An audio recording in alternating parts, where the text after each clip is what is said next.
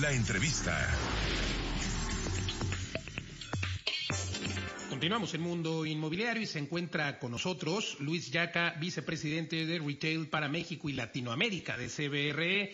Querido Luis, gracias por conversar con nosotros. Sin duda, el sector de los centros comerciales y la huella de los centros comerciales ha crecido en el último lustro. 2015 andaban en 38,000 metros cuadrados. Para este 2020 se ha incrementado a 47,000 metros cuadrados. Y bueno, esta expansión se debe sobre todo a la llegada de retailers de mediano y gran formato, pero se atravesó la pandemia y hoy vemos la salida de muchos de estos retailers. ¿Cuál es la perspectiva y cómo está al cierre de 2020 el sector o este segmento inmobiliario de centros comerciales?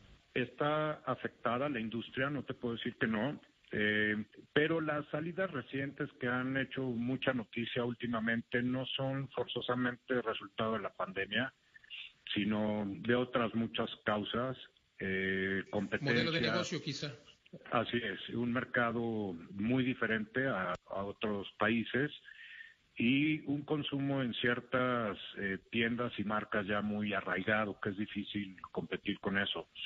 Sin embargo, y regresando al tema de la pandemia, sí ha estado afectado, aunque tenemos empresas muy sanas, muy fuertes en México, que seguramente con los ajustes que sean necesarios van a poder sortear de forma positiva todo este tema, ¿no?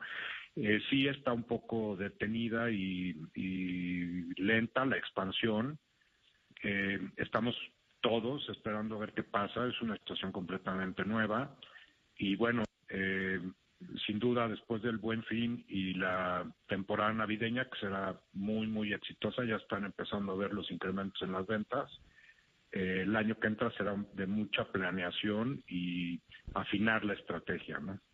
Pues como bien referías, el Buen Fin ya tuvo números positivos superiores al Buen Fin del 2019, sin duda, y esperemos que diciembre así sea. Sin embargo, pues se detuvieron las construcciones de nuevos proyectos, se continuaron los que ya estaban iniciados cuando empezó la pandemia y esta crisis económica. La pregunta es, ¿todavía hay espacio para más centros comerciales en México? ¿En qué ciudades faltan? ¿En qué ciudades sobran? Cuéntanos. Sin duda hay mucho espacio. Tenemos una tasa más o menos de 18 metros por cada 100 habitantes.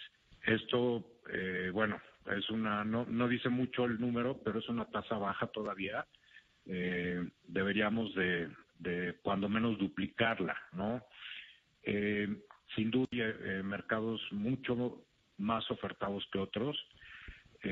Por ejemplo, la Ciudad de México o el Valle de México, no solo la Ciudad de México, el Valle de México es un mercado con un potencial enorme, en donde todavía vamos a ver mucha oferta de centros comerciales de todo tipo. Hay formatos muy diferentes, desde el Neighborhood Center, el centro de barrio, el centro comunitario, Community Center, que es el de la tienda de autoservicio y ciertos giros de servicios, y el regional, ¿no? Que son las tiendas departamentales, normalmente más de una, que tienen un crecimiento mucho más lento que el centro de barrio, por ejemplo. Ciudades como Puebla, como Cancún, obviamente Monterrey, Guadalajara, son mercados en donde todavía el crecimiento sigue y da para más. Por supuesto el Bajío, Querétaro, León y Guanajuato están todavía teniendo mucha demanda, esto por generadores de la industria, y bueno, Tijuana y las ciudades fronterizas definitivamente tienen todavía mucho espacio, ¿no? A pesar de la costumbre de los ciudadanos que viven en estas ciudades fronterizas de cruzar a comprar a Estados Unidos. Sí, y fíjate que aquí se da un fenómeno bilateral, ¿no? También tenemos muchos ciudadanos o residentes en Estados Unidos que vienen a México a muchas cosas, ¿no?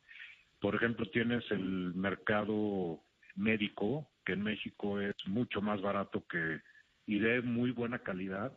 Entonces hay mucha gente de Estados Unidos que cruza a México, ¿no? Entonces esta parte a veces no se ve tan claro como los mexicanos yendo a Estados Unidos de compras, pero los americanos viniendo a México es súper importante. Entonces, también, este mercado se está atendiendo también muy interesantemente en la frontera, ¿no?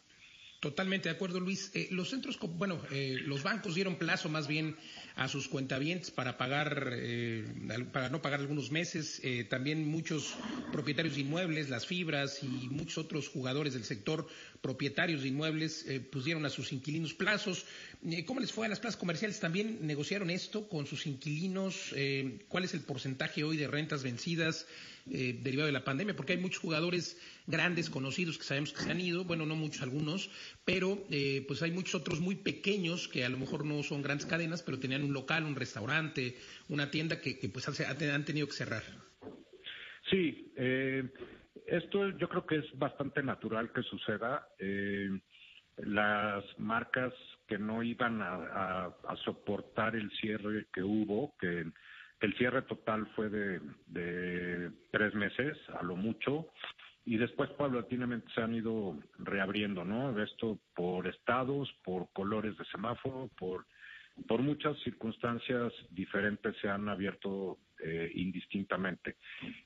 La respuesta es que sí, los propietarios están muy empáticos con sus inquilinos en entender la situación y en tratar de transferirles los beneficios que ellos hayan tenido en sus créditos, que debo decirte que los créditos de los desarrolladores es bastante bajo.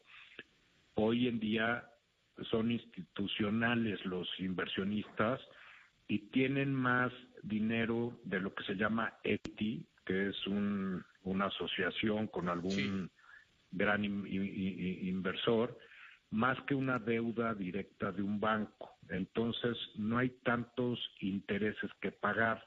Es una buena nota. Entonces, sí hubo, podríamos concluir ello, hubo pues esta disposición de los propietarios de centros comerciales de otorgar algunos plazos o algunas quitas en algunos meses de esta pandemia. Así lo podríamos concluir, ¿correcto?